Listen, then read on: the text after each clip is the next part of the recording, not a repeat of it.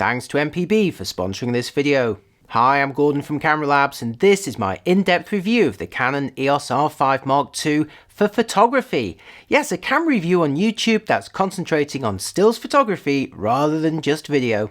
But if you're a hybrid shooter, a videographer, or you're just plain curious, I'll be making a separate review dedicated to the video quality and capabilities of the R5 II, which I'll link to here when it's ready. The R5 II was launched in July 2024, roughly 4 years after the original model. It costs around $4,300 or pounds, similar to the launch price of the original R5, but prices do fluctuate, so check the links in the description for the latest deals. It may share the same 45 megapixel resolution as its predecessor, but a raft of upgrades for photographers include a more practical electronic shutter with way less skewing than before, faster bursts and a more sensible pre-capture mode, as well as a viewfinder with eye control for quick selection, enhanced autofocus and subject recognition, improved IBIS, full support for the aperture ring on Canon's most recent hybrid lenses, and the chance to upscale or reduce noise in camera using AI. In fact, for general use, the R5 II becomes Canon's most powerful all-round camera to date, but if you don't need the upgrades, the original R5 will deliver similar image quality in many situations, with great deals on the used market, which brings me to MPB, the sponsor of this video. MPB is the largest global platform for used photo and video gear, recirculating over 500,000 cameras, lenses and accessories every year. So whether you're looking for a used bargain or perhaps you want to sell some gear that you don't need anymore, head on over to their website for an instant quote. At the time I made this video, MPB was selling used Canon EOS R5 bodies in excellent condition for under £2,300, a saving of £1,300 over the latest street price and around half that of a new R5 Mark II. Now I'm quoting pounds because I'm based in the UK, but they also operate across Europe and the US.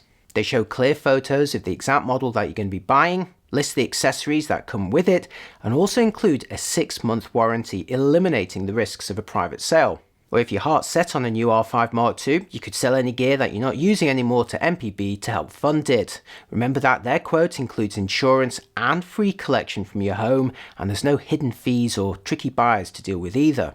Over the years, I've bought and sold used gear on multiple platforms, but I keep returning to MPB for their simplicity, convenience, and the fact that what they offer is what you get. So why not check them out at mpb.com or using the links in the description. Right, back to the review. Now, since I've already covered the build, controls and physical features of the R5 II in my first looks video, I'm only going to be mentioning a few things very briefly here, and I'm going to direct you to that earlier review if you'd like more detail. Canon's made a number of small but worthy improvements to the controls. The old power control on the upper left side is now more sensibly dedicated to switching between stills and movie modes. Meanwhile, the new power collar around the thumb dial turns with a satisfying snap. The stubbier joystick on the rear also felt more positive to me in person and less prone to misdirection.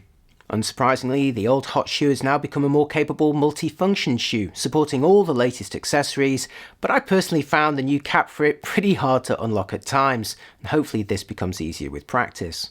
I enjoyed the customizable M function button, which by default pops up an equally customizable menu, providing quick access to common settings.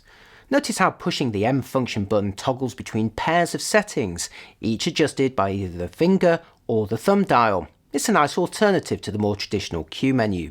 A quick note on the USB port, which can be used to charge the battery or power the camera with a compatible power delivery supply.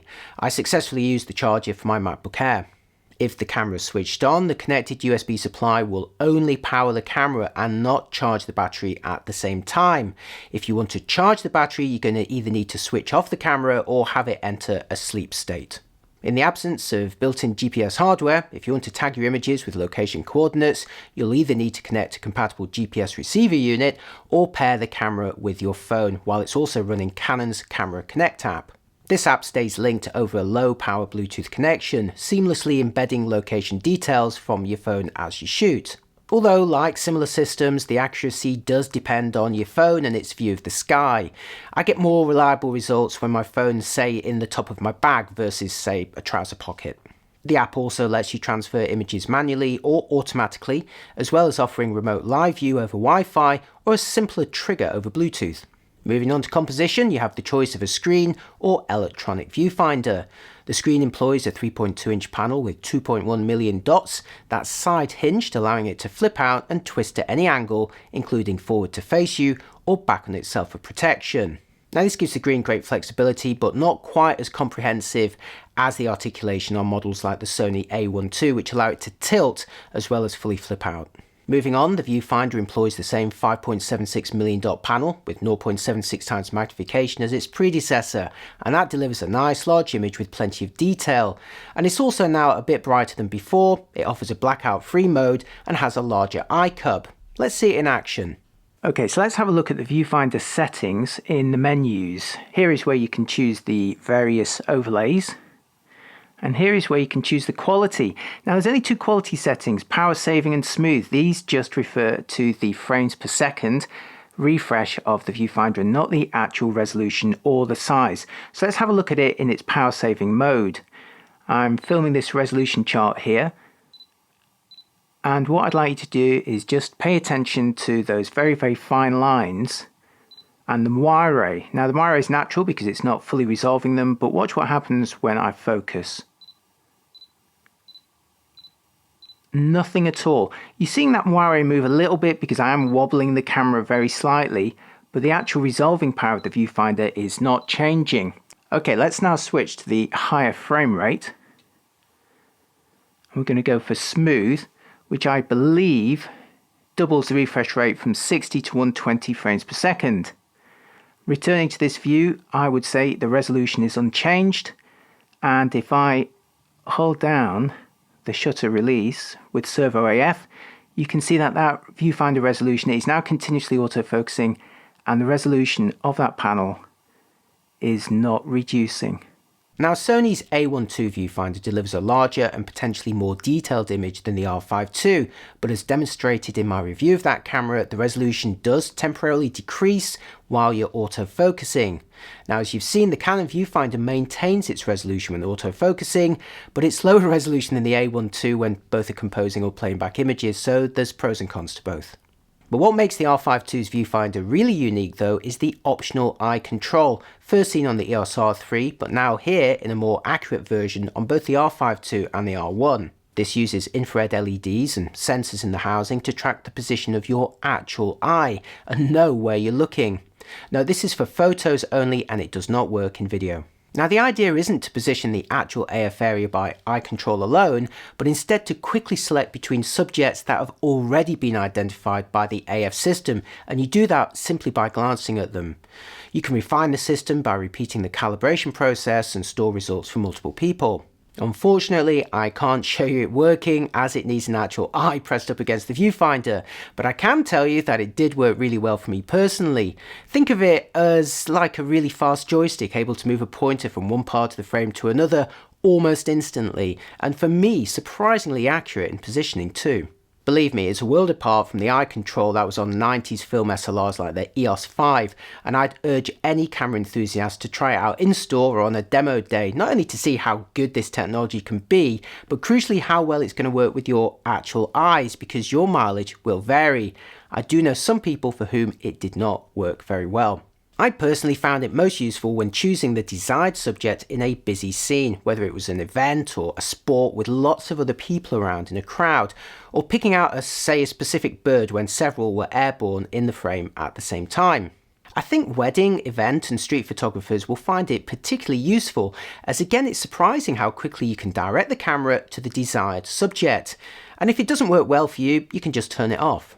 Moving on to focusing, the R5 II represents a substantial upgrade over its predecessor, especially in terms of subject recognition and prediction, all powered by a new Digic accelerator processor that's also shared with the flagship R1.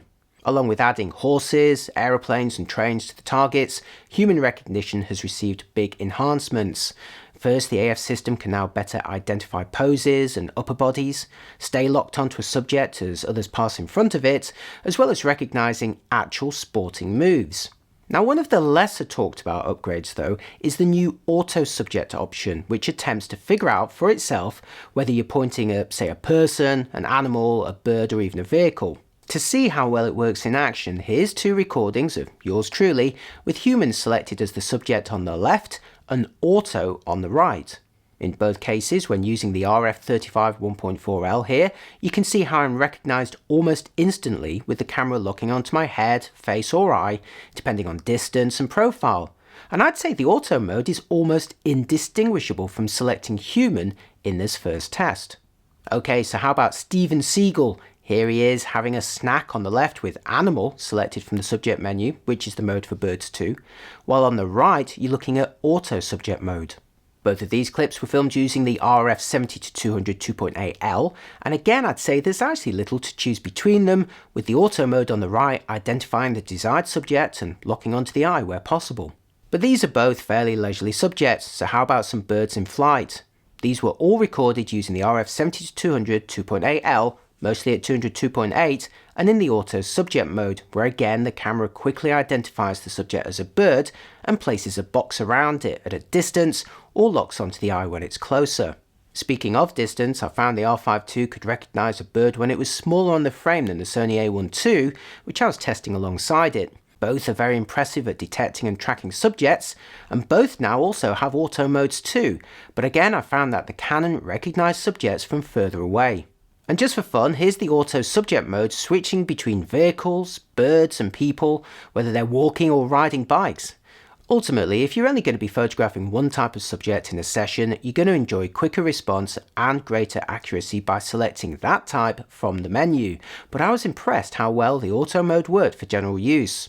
Now during these clips you may have also noticed how multiple subjects can be recognised with arrows to the sides of their boxes, allowing you to push the joystick to switch between them.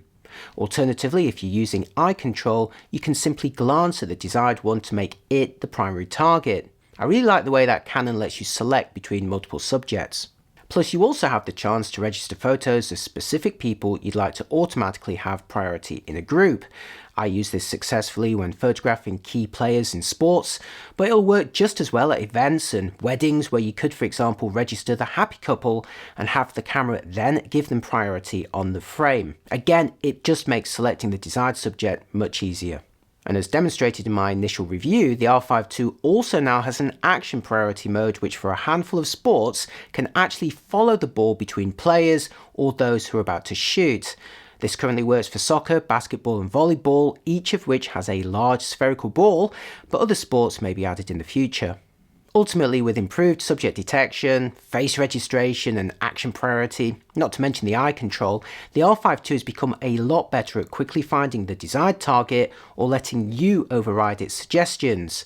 I'd say both it and the EOS R1, which share similar functionality, are currently the leaders in these aspects. Next for the shutter, and like the original R5 there's three types: fully mechanical, electronic first curtain or EFC for short, and fully electronic. When set to mechanical or EFC, the shutter speed ranges from 30 seconds to 8,000th of a second, which the fully electronic shutter can extend to 32,000th of a second. Now the speed of the stacked sensor means that flash is now possible with the fully electronic shutter, but at slightly slower synchronization speeds depending on the image area. So when shooting with the full frame area, the mechanical, EFC and electronic shutters have top flash sync speeds of 200th, 125th and 160th of a second respectively. Switch to the cropped APS-C mode and they accelerate to 250th, 200th and 250th again respectively. In terms of burst shooting, the R5 II shares the same maximum speed of 12 frames per second for its mechanical and EFC shutters as the original R5, but in a decent upgrade, the electronic shutter can now shoot at up to 30 frames per second versus 20 on the older model, and that now allows it to match both the Sony A1 and A1 II.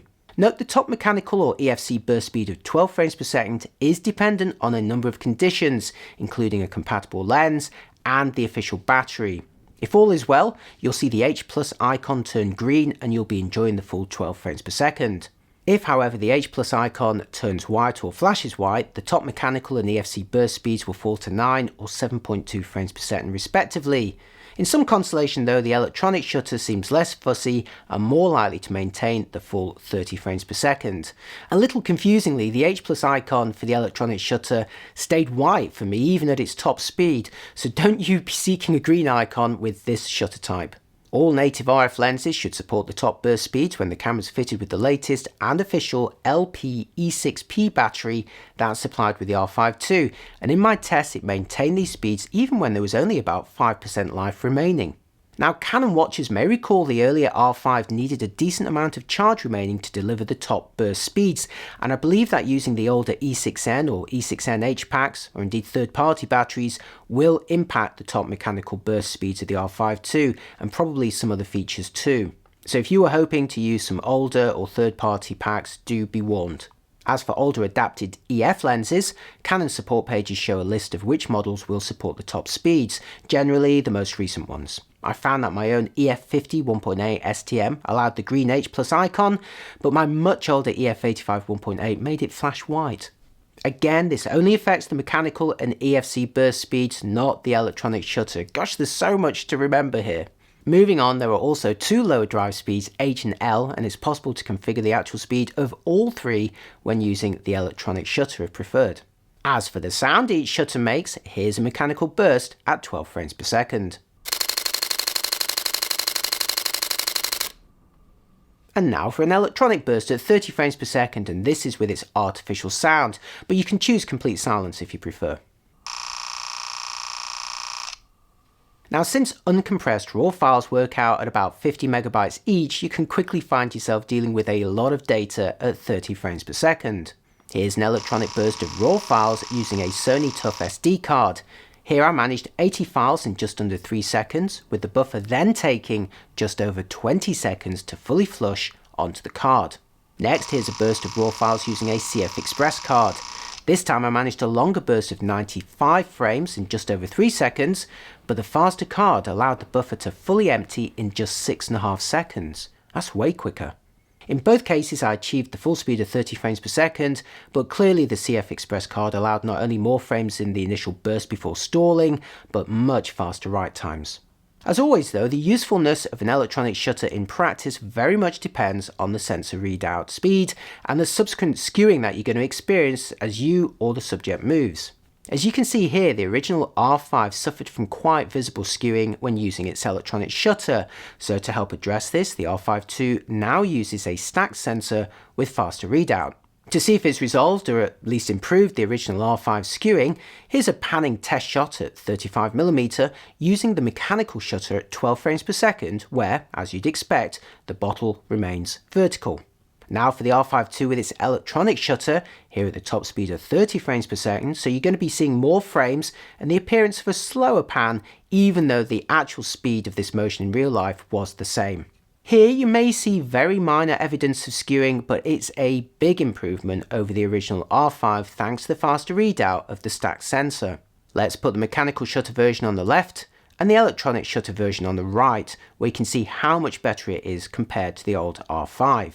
Previously, I actually avoided the electronic shutter on the R5 when the camera or subject were in motion due to skewing artifacts, but it now becomes a very usable option, in turn letting you enjoy much faster bursts, the chance to capture pre-bursts, and of course shoot in complete silence if desired. Now of course you could do all of that before, but the pictures did often suffer from that skewing. Now it's much less of an issue. And for comparison, here's the same test that I made with the Sony A1 II, where you can see that the Canon R5 II has essentially caught up with this model in terms of skewing and rolling shutter. To see how the burst and autofocus all come together, here's some sequences of Steven Seagal in flight, all taken with the latest RF 70-200mm 2.8 LZ, and now also fitted with the 1.4x teleconverter, so you're mostly looking at it here at 280mm f4. For these shots, I used the EFC shutter at the top speed of 12 frames per second, confirmed by the timestamps. For autofocus, I used the full area with a mix of auto and animals for the subject detection. The R5 II proved highly adept at recognising the seagulls when they were relatively small on the frame, often identifying their heads or eyes long before the Sony A1 II did in similar tests. Don't get me wrong, Sony's latest subject detection is also excellent, but generally needed the subject to be a bit bigger on the frame before it was recognised and surrounded by an AF box. Both cameras also proved very responsive to subjects quickly entering the frame, locking onto them in a split second. And for extra good measure, I'll now switch to the zoom fitted with a 2x teleconverter, so it's now operating mostly at 400mm f5.6, and this time I've also now switched to the electronic shutter, shooting at the top speed of 30 frames per second, again confirmed by checking the timestamps. These images are actually part of another test I'm working on at the moment, comparing the quality of the 70-200 2.8L Z lens when fitted with the two teleconverters, as well as seeing how the older retracting 70-200 and the big 100-500 all measure up. Look out for that one. In the meantime, you can see how the camera is easily able to deliver a large number of focused images, but crucially notice how the buildings in the fast pans now show far less skewing than they did in my test with the original R5. Again, previously I found the skewing to be sufficiently off-putting on the R5 that I avoided its electronic shutter altogether for these kinds of shots and instead restricted myself to the mechanical shutter, and that's both audible and limited to 12 frames per second. Now on the R5 Mark II though, the reduced skewing makes the electronic shutter much more viable than before, and that in turn allows you to embrace bursts 2.5 times as fast, as well as the chance to operate in complete silence if desired. And this also now makes the pre-capture mode much more desirable, especially now that Canon's dumped the previous RAW-only mode of the R5, which grouped the entire burst into a single huge file. Now it more sensibly just records the individual frames like a standard burst would. Here's some examples of it in action.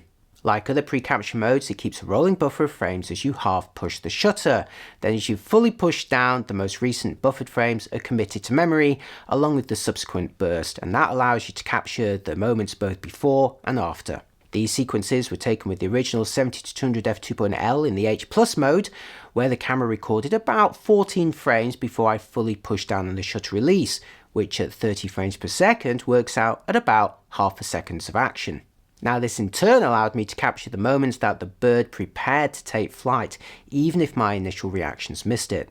In my test, the R5 II seemed to buffer about 13 or 14 images in the pre-capture mode, regardless of the selected burst speed, so by adjusting the burst speed you can effectively adjust the total buffering period. So at 30 frames per second you'll have about half a second's worth of action, but at 5 frames per second you'll extend this to about 3 seconds worth of action.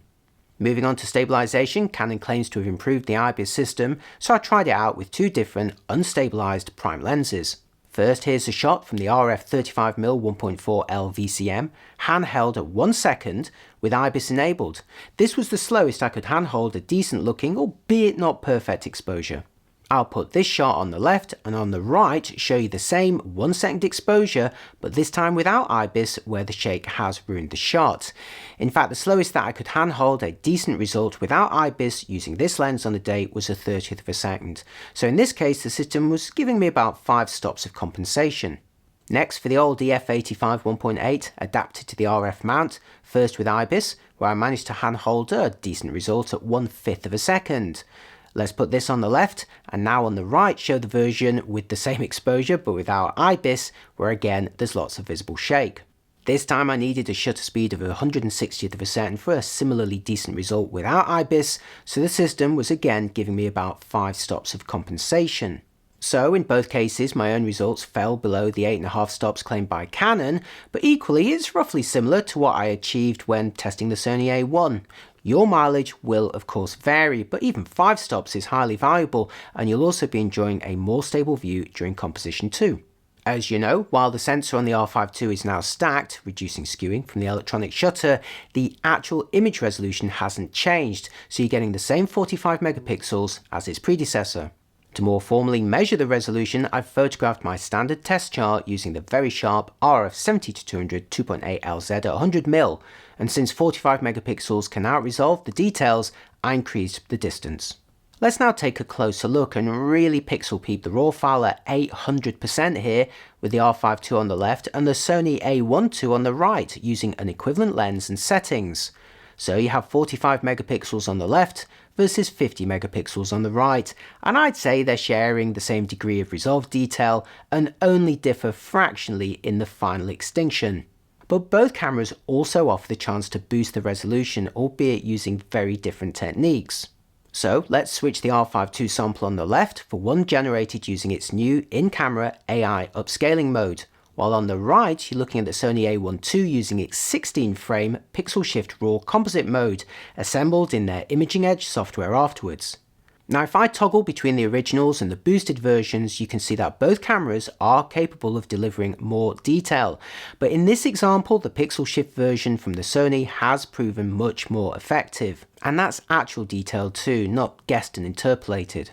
Of course, the pixel shift mode is also less convenient, requiring more work to deal with subjects in motion during the capture process, and in the case of the Sony A1 and A1 II, still needing to be assembled later in their desktop application. In contrast, the Canon R5 II's AI upscale option takes place during playback and is performed in camera in just a few seconds. Plus, by only requiring a single frame, you can shoot handheld and there's no motion artifacts to deal with. But there's no denying it's not been as effective as the pixel shift mode on the Sony in this still life tripod test, and I personally feel it's a bit of a shame that it wasn't at least kept as an option on the R5 II. After all, pixel shifting remains available on the original R5, and while this can suffer from poor technique or unsuitable subjects, it did have the potential under the right conditions. But Canon's made its choice on the R5 Mark II, so let's see some more examples that I upscaled in camera. In each case, I'll show a magnified view of the original on the left, alongside the upscaled version on the right. Note the upscaling only works with JPEGs and HIFs captured by the R5 II, and effectively reverses their compression process before then increasing the resolution and resaving them. I believe a RAW upscaling option may be offered as a Lightroom plugin in the future. Judging from these samples, the internal upscaling can do a pretty good job at smoothing out previously jagged curves and edges, sometimes giving the appearance of a high-resolution capture. At other times, though, I noticed a speckling effect, which looked a little bit odd when pixel peeping, but at this point you're having to look extremely close. Ultimately, the upscaling is acting like intelligent sharpening and can certainly generate a file that will print larger or crop tighter. But beyond the process having some knowledge of how Canon compresses images, I do feel that it's something that you could equally achieve using third-party software. Now let's take a look at high ISO performance with a still life subject photographed across the standard sensitivity range starting at 100 ISO. To reveal the differences, I'm going to zoom into 600% here for a really close look and show you the outer camera JPEGs on the left and the processed RAW files on the right. All the RAW files were processed using the same settings in Adobe Camera Raw. At 100 ISO, there's loads of fine detail as you'd hope, but doubling to 200 ISO is already softening a small amount on the JPEG, although the RAW still looks good. Likewise at 400 ISO, although at 800 ISO you can see noise speckles becoming more visible on the RAW version, along with more apparent noise reduction applied to the JPEG. At 1600 ISO both have become more obvious, and at 3200 ISO there's a noticeable drop in quality and detail. This then gradually goes downhill at the top four sensitivities of 6400, 12800, 25600 and 51200 ISO. Again, this is the standard range. But the R5 Mark II now leverages Canon's work on neural network noise reduction that was previously offered in cloud-based services and now available in camera. Like the upscaling I showed you a minute ago, this is offered in playback, but this time using RAW files rather than JPEGs, so you can find it in the RAW processing options under the playback menus. So let's now run through the upper part of the ISO sequence again, keeping the in-camera JPEG on the left and replacing the RAW file on the right with the neural network noise reduction version, again made in camera. The idea here is to reduce the noise while retaining fine details, and I'd say the new processed versions on the right are certainly doing that, although obviously not conjuring detail where none were present. I'd say it's been most effective at the top three sensitivities, although again don't expect miracles. I was also interested to see if Meta or other social networks would automatically identify either the upscaled or noise reduced versions as being generated by AI, so I uploaded some original files from the R5 II to Instagram and Facebook, but in both cases there were no AI flags on those that had been upscaled or noise reduced. Next for dynamic range, with this overcast shot of Brighton Pier, photographed towards the sun albeit hidden behind a blanket of cloud. Well, it is the UK winter after all. Here much of the sky is blown out, while any detail under the pier is crushed in the shadows. This was a RAW file taken with the electronic first curtain shutter at 100 ISO. Adjusting the highlight slider all the way down retrieves some cloud tones which were previously lost, while reducing the exposure a tad brings a bit more, but this overcast scene will reveal no more in the sky. Heading below the peer, increasing the shadows slider will bring back detail that was previously clipped by darkness. Unsurprisingly, there'll be more noise in these areas as a result, but there is at least detail to be retrieved at both ends of the range.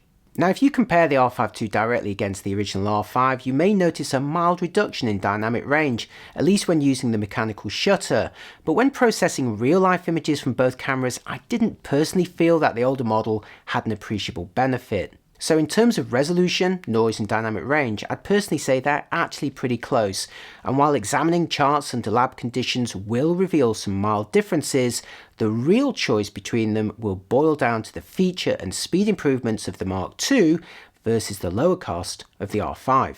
Moving on, if you're into long exposures, set the R5 II into its dedicated bulb mode to unlock the bulb timer in the menus. This lets you dial in an exposure between 1 second and a second shy of 100 hours. You can also use the Bluetooth remote feature in the phone app to start a long exposure with one tap and end it with another. Pretty handy, although unfortunately there's no actual timer displayed on either your phone or on the camera, so you're going to need to keep an eye on that with a separate stopwatch. The R5 II also includes a multiple exposure mode, combining up to 9 frames into a JPEG with a ghostly preview of the composite so far. You can choose between 4 different ways to merge the images, as well as whether the source images are kept in addition to the final result. You can also start with a previously saved image if you like, as well as dipping into playback midway through the process to delete the most recent frame if it's not quite worked out. There's also focus bracketing, which lets you capture between 2 and 999 images, with the focus slightly shifted further away on each. The idea is these can then be stacked later to deliver a broader depth of field. You're watching a sequence that I took of 40 images captured to ensure the entire subject was sharp from the closest to the furthest point.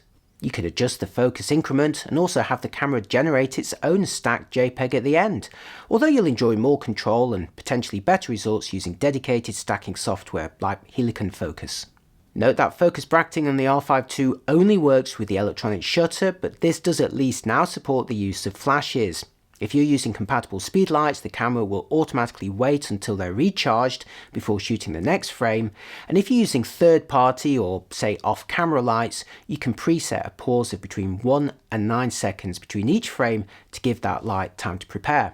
And finally, for you, there's a built-in interval timer that can capture up to 999 shots until you tell it to stop at intervals from 1 second to a second shy of 100 hours.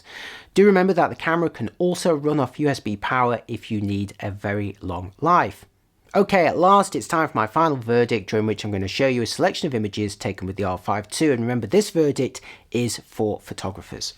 The EOS R5 Mark II becomes Canon's most capable all-round camera to date, and while the R1 officially occupies the top position in the range, I'd actually argue that the R5 II is the flagship for most of us. Now, it may not improve on the core image quality of the original R5, but thanks to greatly enhanced autofocus, speed and heat management, it becomes considerably more confident and practical in operation. In particular, the improved subject recognition, face registration, action prediction and eye control viewfinder means it's easier than ever to identify, select and track the desired subject. And all of this isn't just for sports either, as these features are equally applicable when photographing weddings or other events. In fact, I'd say that Canon's taken the lead over Sony in overall autofocus and recognition performance. Meanwhile, the faster sensor greatly reduces skewing, which made the electronic shutter on the original R5 unusable in many situations. Now on the R5 II, it's way more practical, allowing you to enjoy not only quicker 30 frames per second bursts, but also silent shooting and pre-capture without worrying about rolling shutters spoiling the pictures. In my test, the R5 II has essentially caught up with Sony's flagship A1 II in most respects, while also offering the unique eye control viewfinder, and all of this crucially at $2,000 cheaper. It's not all slam dunks though. The in-camera upscaling and noise reduction features can certainly enhance your images, but so can third-party software, and I'd have been happier if pixel shifting had remained at least as an alternative option for static compositions where it really can excel. Then there's the system as a whole, with Canon still fleshing out its lineup of lenses and at the time of making this review still limiting third-party options. Indeed, any cost saving of the body versus say a Sony A1 II could easily be lost when taking lenses into account. Canon really does need some more affordable options, and third parties could provide that. There's also the fact that, like many new cameras, most of the enhancements on the Mark II are based around speed and focusing, with the actual core image quality being much the same as the previous model. In fact, lab tests may reveal the original R5 having fractionally better noise and dynamic range, albeit not enough, personally speaking, to swing it on quality alone, in my view. But equally, there's no getting away from the fact that the original R5 will deliver essentially the same quality photos for many subjects for about 1500 less, and even lower still on the used market. Now, if you're a hybrid shooter, the additional enhancements to video, which I'll cover in a separate review, should certainly clinch the deal on the Mark II. But if you're mostly or only shooting photos, you'll need to carefully consider if the upgrades to focusing and electronic shooting are going to be meaningful for your subjects.